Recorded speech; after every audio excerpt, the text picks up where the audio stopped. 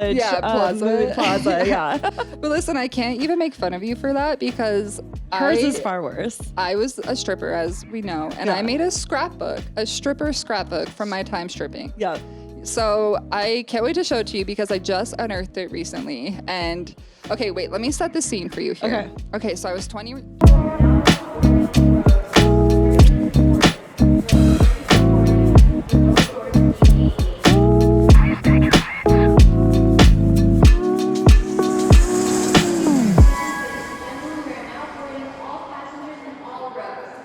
Welcome to episode 3 of the Mile High Club podcast. We are feeling super nostalgic today. Yeah, we got a box full of a bunch of old stuff dropped off to us, including the NSYNC CD, which was my first CD, but I had to share it with you because we're sisters. So our mom was like, you can share. My first CD was Smash Mouth, and it was from my boyfriend in nice. 3rd grade. That's a good one. That's a good choice. Yeah. Because earlier Madi claimed that NSYNC was our first CD, and I was like, whoa. Yeah. Smash Mouth. Not yours. Which is basically the Shrek soundtrack.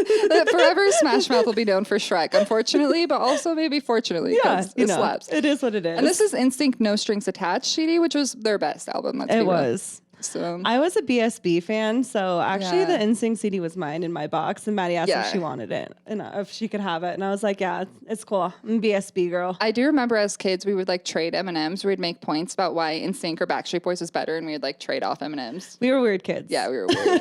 But we found some other good stuff. You found some really hilarious things. Okay. So I found this like note, and back in the 90s, we would fold our notes up in this like way that would make it a square. And there was a movie theater ticket that was tucked inside the square. And I was like, what is this?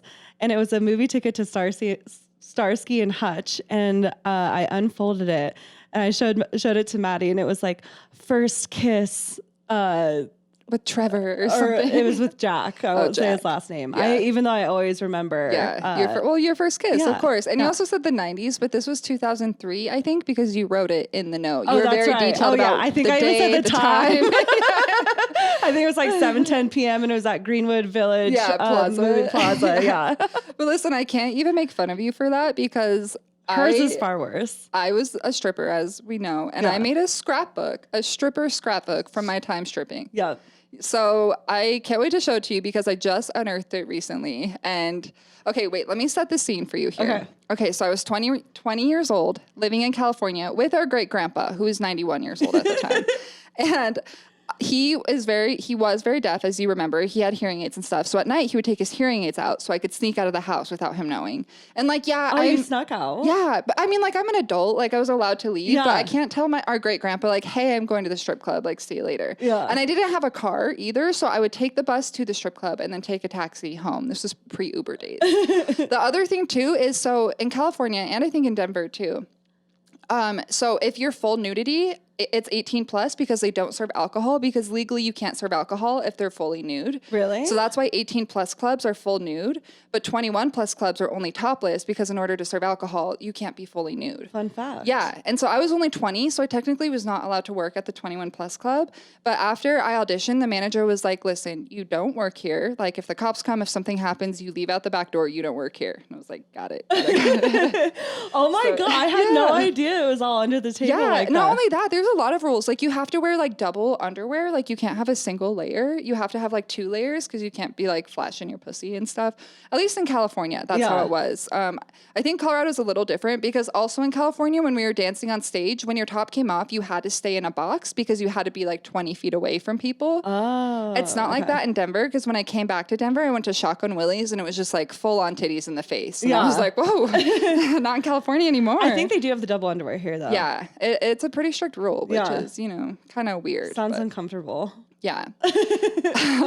But so, and this is the book you made of your time there. Okay, so my stripper name was Denver because I was in California. It was right when Adventureland came out. You know how they were like Tallahassee. All their names in that movie were like cities. And I didn't want to be like, oh, I'm Princess or Diamond, but I also didn't want to be like, I'm Jennifer. One of my favorite strippers was Dallas. Yeah, I remember her. Yeah. In grad school, actually, I was stationed in Grand Junction for a while when we were testing the airplanes, and my coworker and I His name's Thaddeus. He's awesome. We would go to the strip club every day after work because it had the cheapest deal drinks, and Dallas was our girl. We were like, oh, yeah. God bless strippers. They make things fun when you're like bored. Yeah. And so Denver was my stage name because I'm like, I'm going to perform. But then whenever people are like, what's your real name? You know, I would say my name is Molly. Oh, yeah. Which is the name of her childhood doll, Which is the name of my childhood doll, yes. But I chose it because it's American Girl doll. It's close enough to Madi where I felt like I would still pick up if someone was calling me Molly, you know? But yeah, it was the name of my doll. So again, back to the innocent. So I made this scrapbook. Whoops. It's really fun. It says, a rookie stripper in Los Angeles. They call her Denver, so the story goes. Oh my gosh. And this actually truly is a story. We have flipped through this. We're not going to go through all of it. I wrote a lot. This is a novel. Listen, I've kept journals since like the 3rd grade. I'm a super sap, so I'm like, this tracks for me that I would make a whole scrapbook. Hold on, wait. I want to see it. It's not about seducing men. It's about embracing womanhood, which actually is true. True. That's Dita Von Teese, which is a famous burlesque dancer. I love Dita Von Teese. Yeah, it's great. Get money in Urban Tales. We're gonna share pictures of this scrapbook because you guys have to see the work that went into it. Yeah, low key art, but that's fine. So I worked at this place called the Gold Club. It was next door to a Panda Express. I remember it being something with gold. Yeah. Like, didn't he own like a gold shop? No, that's who I worked with during the day. I worked at a gold and silver coin shop during the day, and then the Gold Club strip club at night. So it's very gold for me at the time. And so I was like, I know gold's associated with this. It was a golden time. I work in a place that has a sign that reads "Beautiful girls" right before you walk in the door. I'm a dancer, aka exotic dancer, aka stripper at the Fantasy Gold Club, or known to those who are part of it, just the Gold Club. And that's what it is, a club. There's a way of life that revolves around the club. There are members that create it and make it and survive, but the best part about this club is that it's open and loving to anyone who wants to be a part of it. Anyways, I go on and on and on and on. But honestly, what I really loved, so I had never been to a strip club before I auditioned, which is crazy. What? Yeah. I don't know why. I did my research. I watched Showgirls. Have you ever seen that movie? No. It's ridiculous. I watched Crossroads with Britney Spears. It's not a stripping movie, but there's that one scene where she dances on a pole. Yeah. What about Coyote Ugly? Yeah, of course, Coyote Ugly. Of course, Maddie's not like watching anything actually raunchy or like porn or you're watching rom-coms. Yeah, exactly. But so I'd never been to a strip club. So in my head, I'm like, it's a seedy place and the girls are crying and men are throwing beers at them. Like, I don't know. I thought it was like fucking crazy, you know? And then I go in and I was surprised. I'm like, it's super normal. The people were normal. Our clients were nice people. And as I'm writing here, it's like you're getting like, you know, your blue collar workers, construction workers, and you're getting lawyers, you're getting famous people because we're in LA, you know, like it was a whole mix of people, which is really cool because how many places in the world are there that like, it's such a mix of people all in one room. Yeah. And in terms of live entertainment, you know, I'm like, there aren't many places. Oh my gosh. Listen, I had feelings. I was writing. So it says, a glimpse into my real life as a stripper, the good, the bad, and the ugly. I'm going to try and be as open, real, raw, and honest as I can. If I can dance on stage naked in front of strangers, then I feel like I've got nothing else to hide. I'll be as raw, honest, and PG-13. Yeah. I mean, it's a scrapbook, so.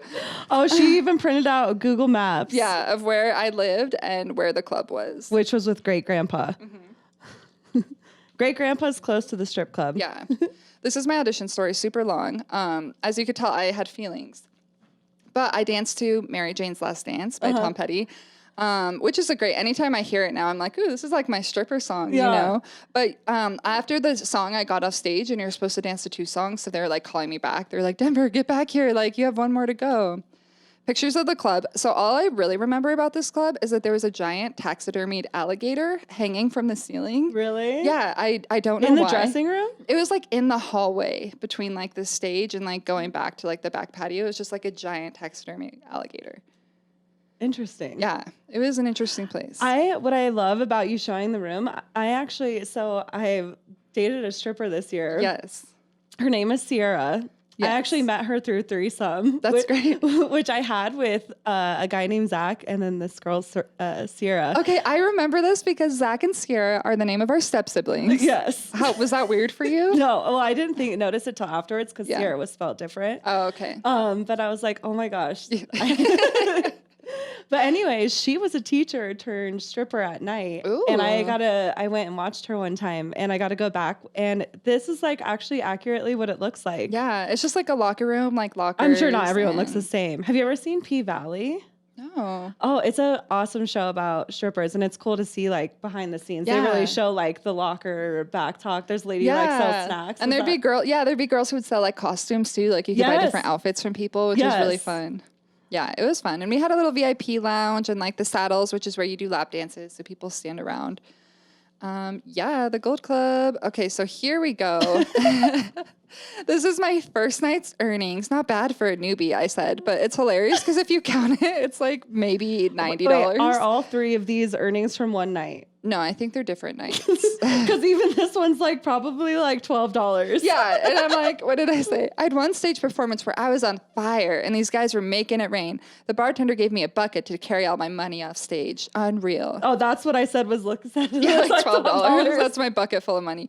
But I say I would make like between $300 to $500 a night, which is good money. But like if you talk to like strippers in legit clubs, it's way more expensive. Well, yeah, they were like, who is this girl? Yeah, who's this like baby stripper? And it wasn't that fancy because that's the other thing. So depending on how early you get to strip clubs, you have to pay a club fee. So if you get there at like 4 p.m., your club fee is like $50.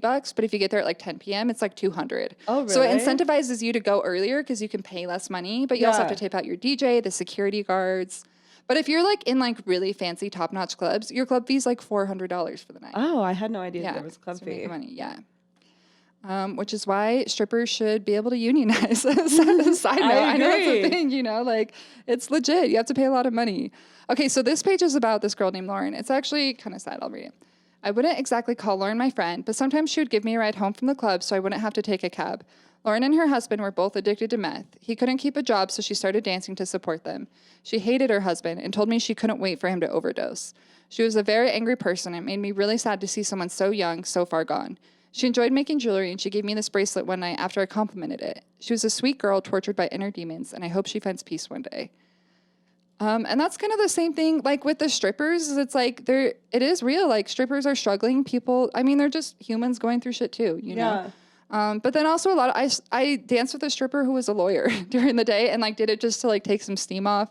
I danced with a stripper who was a grandma. She was like in her late 60s. Like that is awesome. Different kinds of people. But Lauren was always really nice to me. So shout out Lauren. I know when I went to watch Sierra at the strip club, I was kind of like, I want to be a stripper. Yeah, it was fun. It looked fun. Yeah. And all the girls in the back, I just like a whole...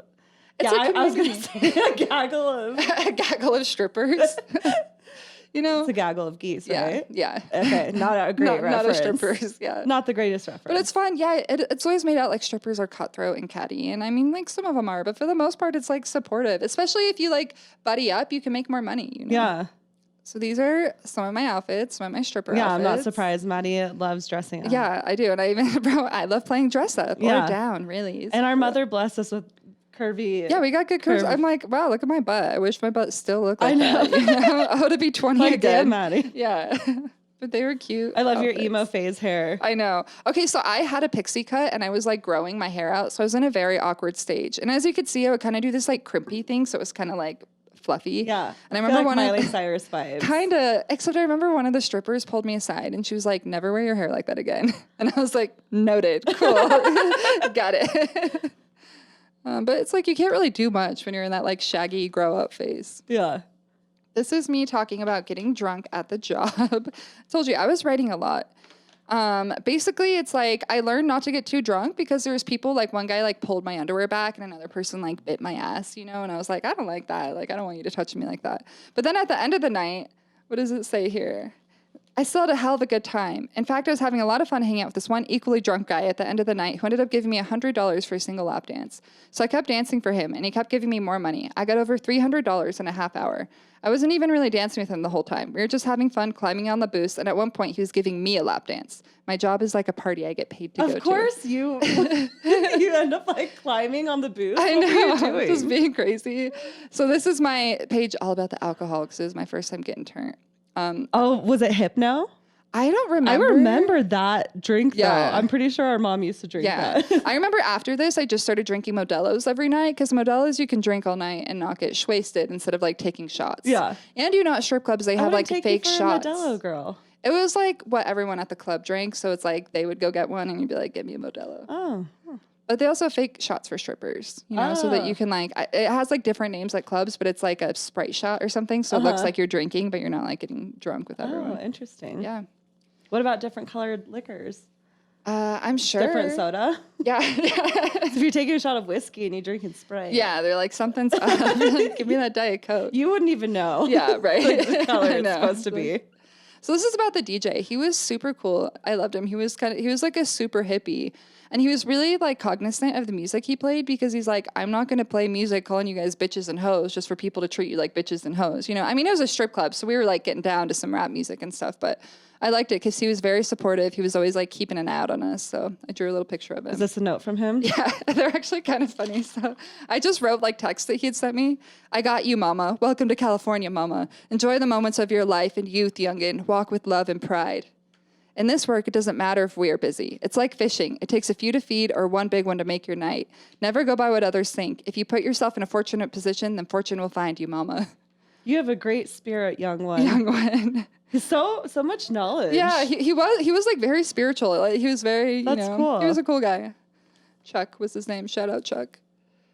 So this actually I like. So sex workers don't sell their bodies any more than masseuses sell their hands. They are paid for a service they provide, not for ownership of their bodies.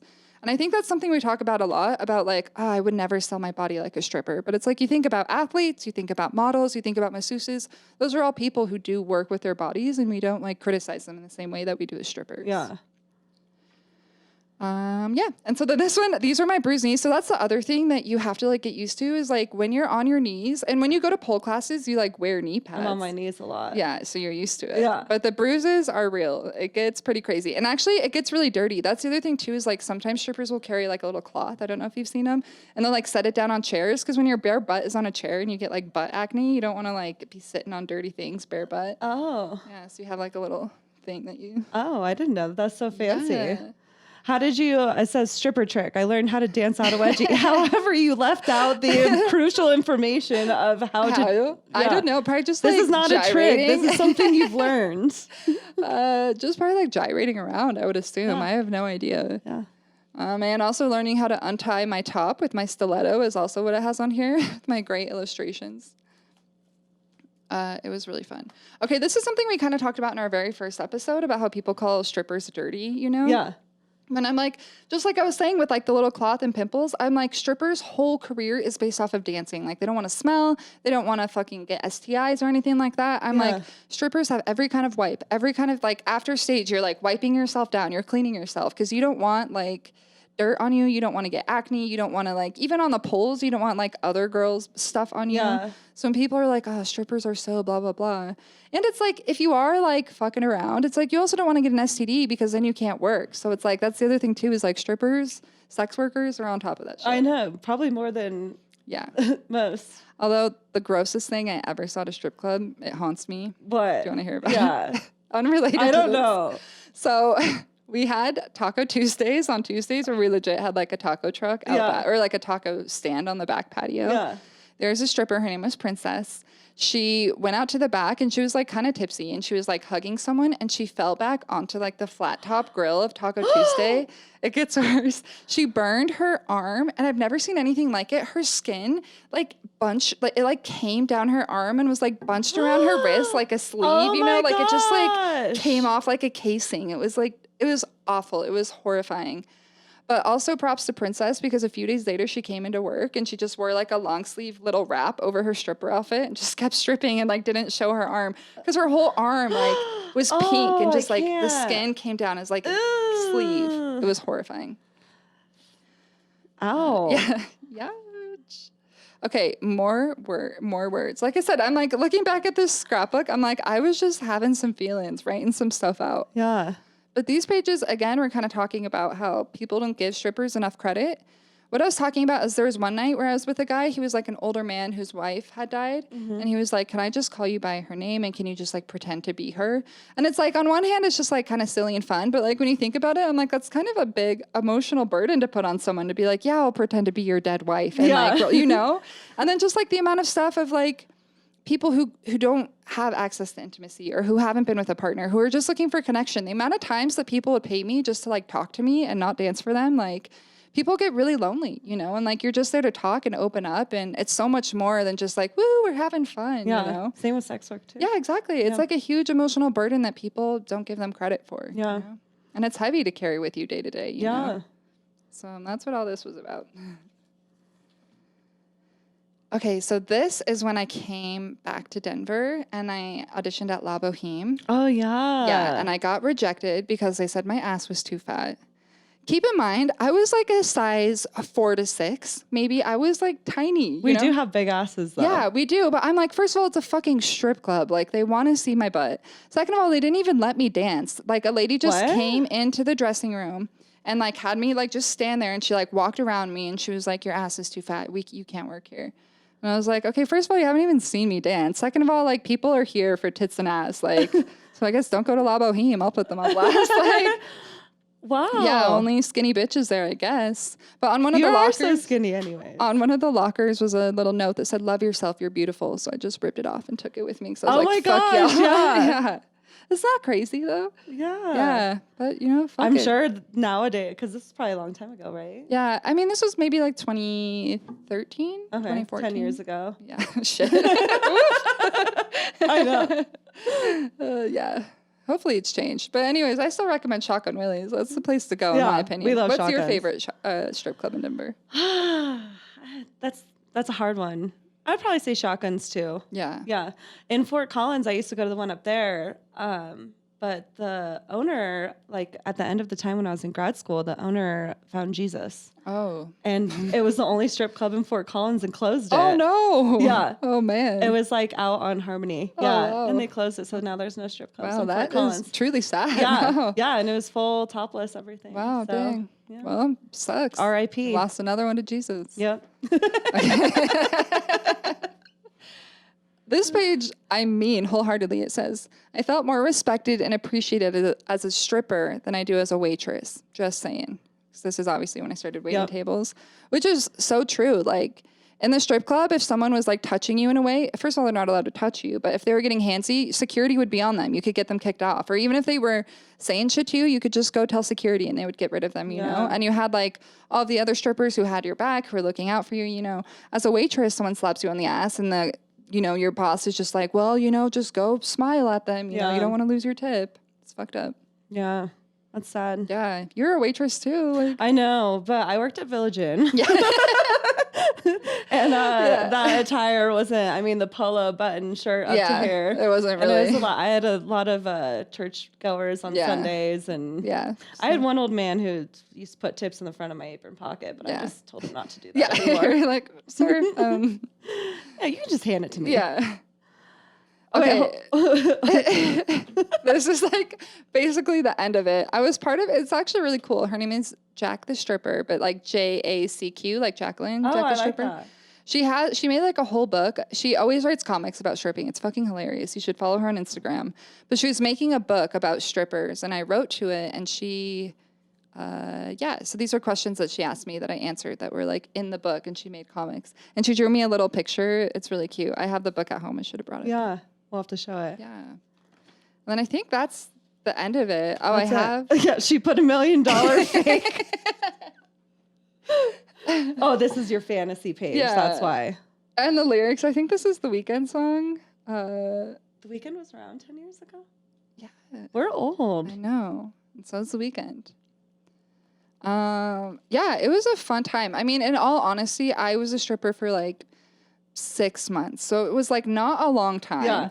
By any other accounts, any strippers listening to this. What are you, 15% a slut? What did we decide last episode? I'm 30% slutty, but I think it was like 27%. Yeah. Was it that high? Yes. Maybe this earns you a little bit of credit for that. You know? Yeah. Wait, preparation. Last thing. We skipped that. This is a thick envelope. No, this is... That is thick. This is her research. She kept her research she did on stripping. Yes. It's Wiki. How to become a stripper. This is gold. It may be a Wiki article, but it's loaded with good information. Consider the lifestyle. What does number 2 say? Be aware of your body. Check out the clubs. I told you I researched. Dress like a stripper. Yeah. Oh, for your So interview. on the bus, I would like not dress like a stripper because I was on the bus, but I had like this little bag and I was wearing a little blazer. And I remember this old woman was like, "Oh my God, do you work for Mary Kay?" And I was like, Yeah. Oh my gosh. I work for Mary Kay. You have to watch P-Valley. It's such a great show. I recommend it to anyone. I would love to. The women in those shows are absolute athletes and phenomenal. That's another thing. Like that is hard work. Yeah. It takes a lot of muscle. I've taken a stripper. The upper pole body class. strength? It's insane. Those women are incredible.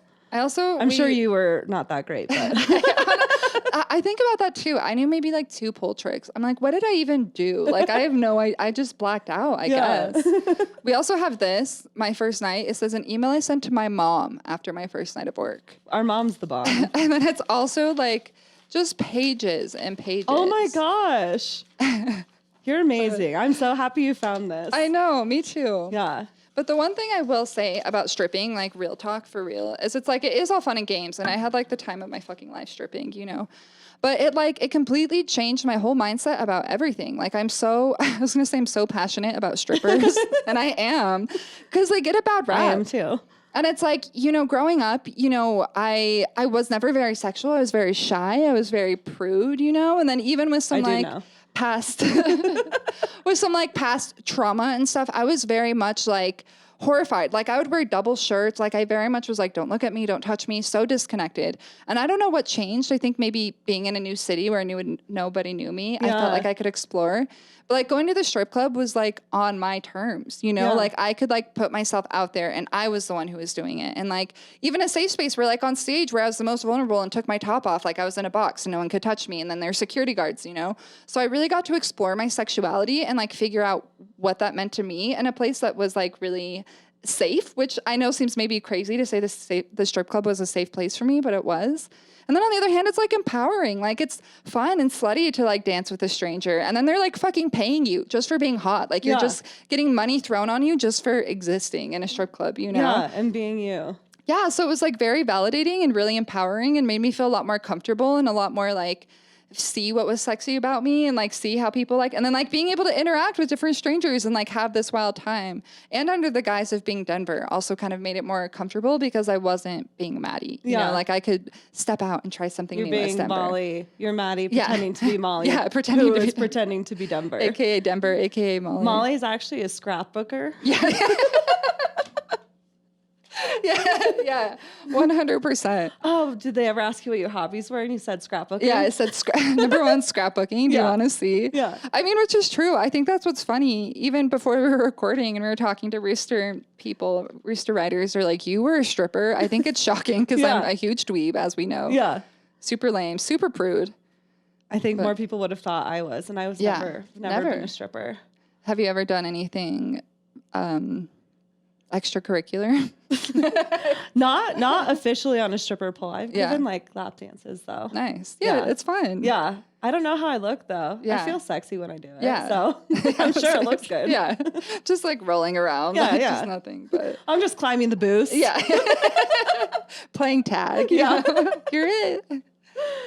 Oh, this is gold, though. It was a fun time. You know, and then after stripping, I became a nude figure model for art classes. So still taking my clothes off for money, just in a very different environment. And I actually have some of these drawings of Madi naked on my wall. Yeah, because they're actually very beautiful. Yeah, people would give me the drawings of me naked, and I'm like, I can't hang this on my wall, you know? Yeah, so I guess. Yeah, here you go. Have fun with it. Oh, good. Well, thanks for bringing this out. Thanks for looking through my really cute scrapbook. Yeah. You know, I don't show it to many people, you know, because who can you really show it to? Do you just want to see my stripper? Oh my God, I forgot this page. Okay, let's leave on this. Okay, this is actually the best one, which is what open lips and ass smacking. Yeah, I think this is a good one to leave off. Yeah, there were these 2 like producers, like music producers, who were at the club. They were writing like a trap song, so they're like, we came to the club to like get some inspo, you know. And so they came to the club, they were super fun. And then afterwards they invited me and a few girls back to their studio and we got to watch them like record the song with the artist and stuff. But what makes this story extra fun besides that, and they had like blunts everywhere. I was writing about how I had like blunts in each hand and stuff, which is hilarious. But in their bathroom, they had a whole turtle habitat, like a huge, like the walls, the bathtub was gone. Like the whole bathroom was converted into a giant turtle habitat and there were just turtles everywhere. And that's what I took a picture of because I'm like, this is really fucking random, but okay. So The guy who I'm currently hanging out with Has a turtle habitat? My brother calls it one of your boys. Yeah, like, one of my boys. What do you mean? And I went to his house and he has a turtle. Okay. Gosh, now I feel bad. He told me the name a million times. I think it's like Peachy or something. Oh, nice. And he said it's like $1,000. It's not even that big. Shit. So I could see how a turtle is an entire bathroom. That's them like flaunting their wealth. You're like, look at how good these turtles are apparently living. turtles are expensive. Yeah. So it was a fun time, you know? Yeah. You never know who you're going to meet. Yeah. Oh, that was gold. Yeah. That was gold. Thanks for going down memory lane with me. Of course. Absolutely. Anytime. You know, maybe to be continued. Who knows? Maybe when I'm a grandma, I'll be a stripper again. Yeah. Could happen. Yeah. I told you I danced with the grandma strippers, so you never know. You never know. Yeah. Well, thanks for hanging out with us and getting naughty with us today, guys. We'll be back soon with more exciting, sometimes prude content for you. Unhinged off the wall. Yeah. We'll see you next time. All right. Have a good one. Bye. Bye.